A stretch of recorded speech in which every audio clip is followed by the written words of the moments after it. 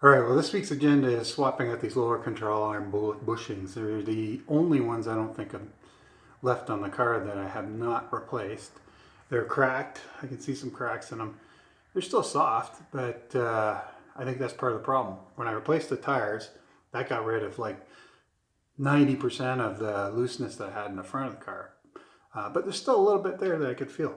So I suspect it's these, and they've just gotten mushy over time. So I'm going to swap them out now, and that's this weekend's agenda.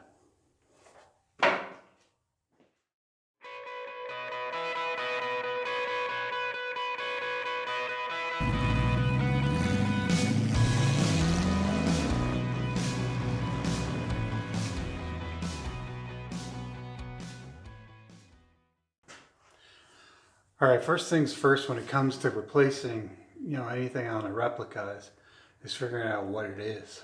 So I know Luke was a GM guy. He worked at Lambo, and I had some hints. I'll try to show if I can find it. There was an appraisal done when Luke was selling it, and the appraiser had put the front suspension was Grand Am. So that was the first hint that I had of what it might be. I was thinking it was Fierro, but when I looked at the geometry, and I'll show you guys a picture of this, and if you look at Fierro suspensions and I looked at Grand Am suspensions, I could see there was one. When you look at pictures at online, you could figure out, wait, that one looks like what I have, and that's how I figured out what suspension it actually was. Second problem I had was when I looked at it, the bushings that you looked at for the Grand Am had a different size for the front and a different size for the back. Now I think what Luke ended up doing, and you can kind of see here, there's a slice in it and a spacer in there of about 1/4 of an inch on both sides. I originally thought that was just for spacing it out, and it may have been what he was trying to do is get a little more length on the lower control arm. But I also think what he did at the same time is he changed these bushings so that they're both the same. The Grand Am came with a slightly bigger bushing on the back and a smaller one on the front. And I think what it was is for the geometry to be right, whatever reason, don't really know why, they changed it out so that it's both the same bushing sizes on the front and the back. So it was hard to do that. I was just taking a caliper, kind of measuring things, getting a rough idea. You can't get it perfect. And then I would look at the bushing sizes online for what a Grand Am was, and it looked like it was pretty close. So I ordered in a set of bushings for the Grand Am.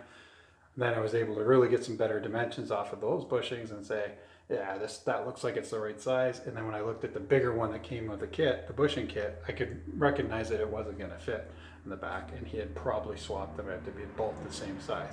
And indeed, that's what it is. So I ordered another set. Basically, I had to buy 2 sets to take half from each set. But that's what happens when you're doing cars like this. So that took a little bit of time to figure out, and that's one of the dilemmas you have when you have a replica or a kit car like this. It's an amalgamation of parts that weren't necessarily meant to work together, but they do.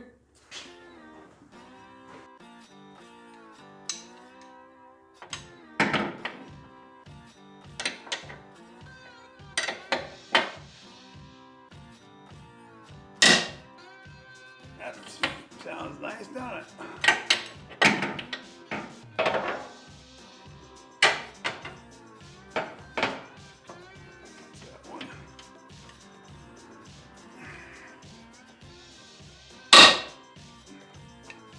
So you may have noticed I haven't taken the wheel off on this side. I did on that side. I don't think I needed to, so one less thing to do. We'll see if that's the right move on this side.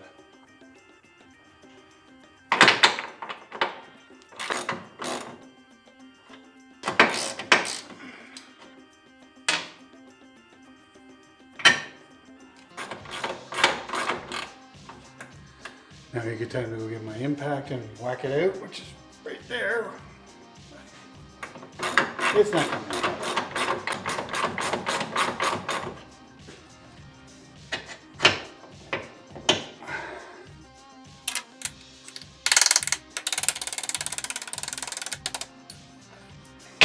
That's that saying Mirco says. Every tool's a hammer.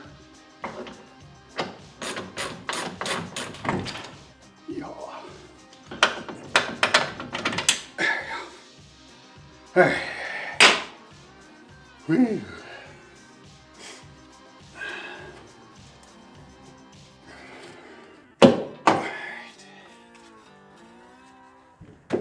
Glove. Alright. You can probably see it's a little chewy there. That one looks different than the rest. Well, no, maybe not. These ones on this side do look better than the other side, from the outside. A little. Alright. Press them out. Blake bought a press. And I got it all loaded up here with different receivers and presses to kind of fit the bushing inside. That was good of Blake. Well, I split it with him. He needed it for doing some work on his beamer. It just happened to come in real handy here.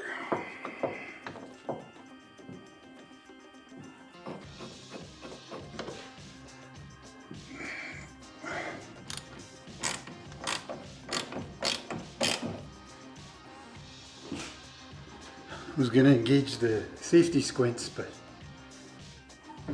thought better of it.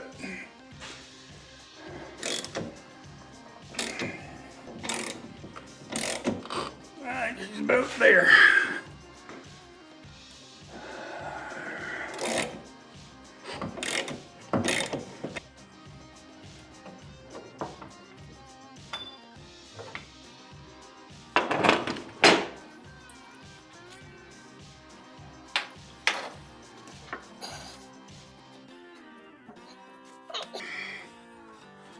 Come on, baby.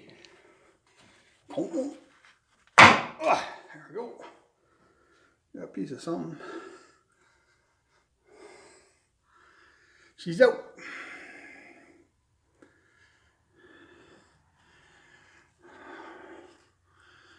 She's a little chewy, a little spongy.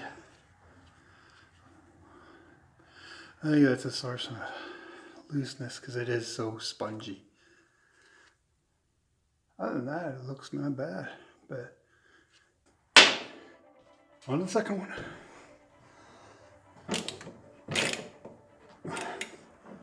I don't think you guys can see anything, so I'll bring it back when this one's out too. Alright, I got Urethane bushings to go in here. They're nylon bushings, so they give you some grease to lube everything up, so I'll lube everything up and then shove it all in.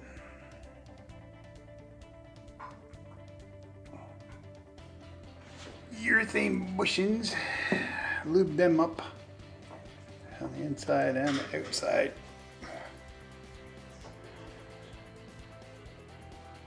And what's nice is they're just press it. Alright. Lube on here.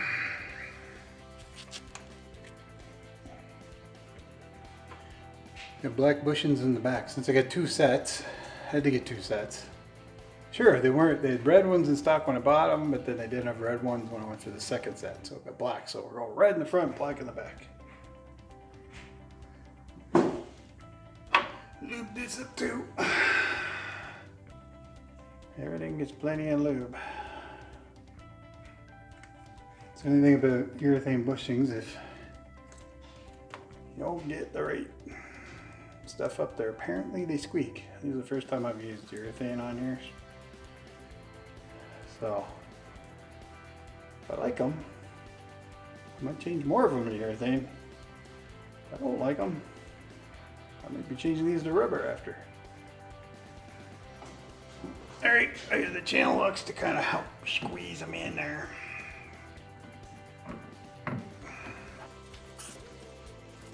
Halfway.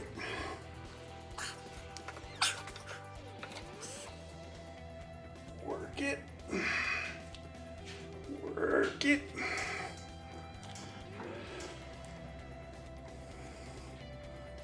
There we go. Spread the schmoo around.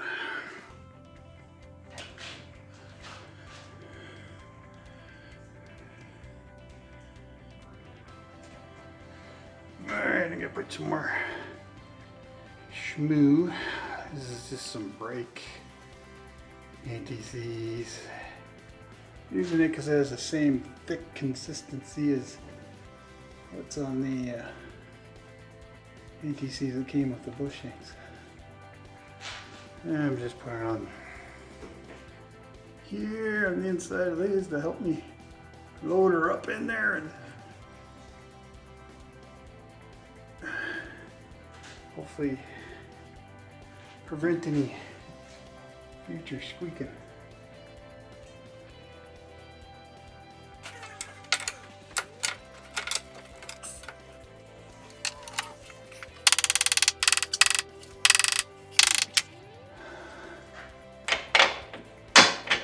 Oh, I got lucky.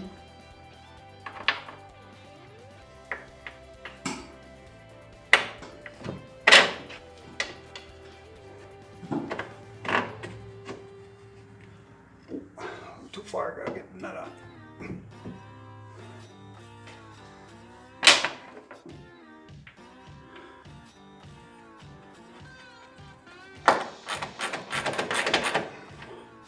I'm just gonna snug it because I don't know if urethane bushings are the same as rubber bushings where you need to set it down, put the weight, put it at ride height before you torque them up. So I'll just snug them for now, drop the cart, and torque them.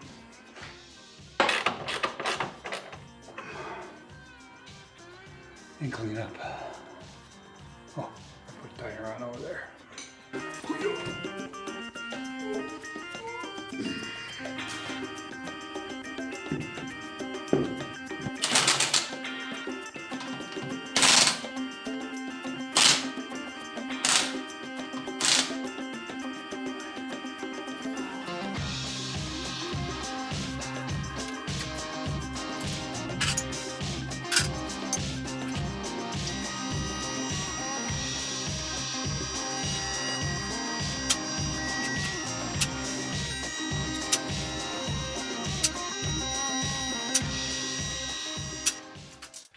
Alright, so what I could find basically online, because I don't have a book for torque settings for a grain M and 88.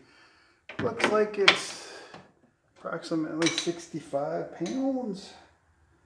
So we'll go with that. Coming off, it felt like more than 65 pounds, but anyways, they're not under huge load.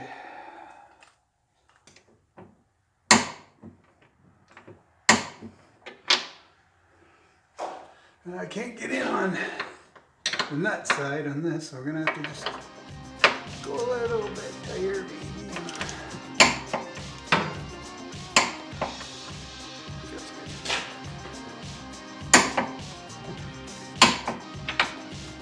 These are usually put at about 110.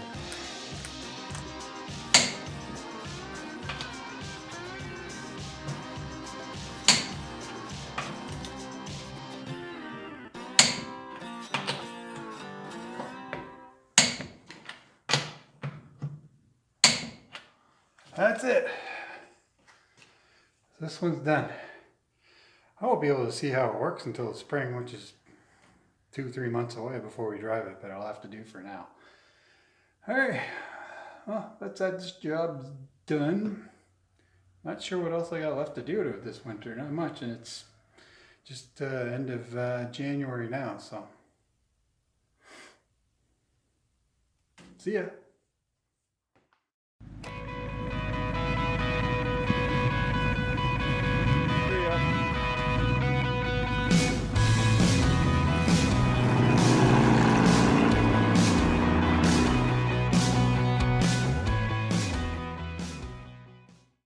Custom.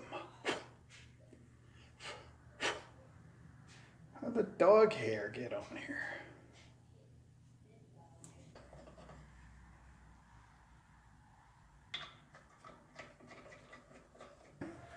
Alright, am I still recording? I can't remember now. Oh, I am. Started digging at the side fence to try and get into the field. Really? Yep. What a bugger. He tried to move the rocks you rolled down after we cleaned out the pile. What the hell? All for a cat. All for the cat. Oh, doggy. A lot of stress over a cat. Breaching the perimeter. He wasn't. He was in the field, in the front. He wasn't even in our backyard. You gotta get out of that because that probably smells. Get out of there.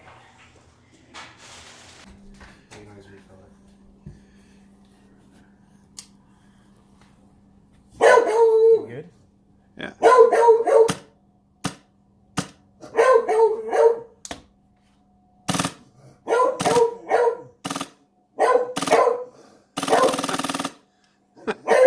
Move it around a little bit when you shoot. I need more ammo.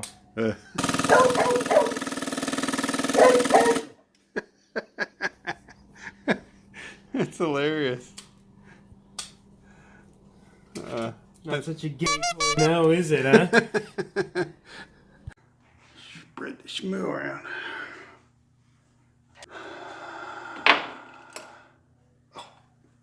Stuff's like the plague. Don't let it hit anything. It just travels everywhere.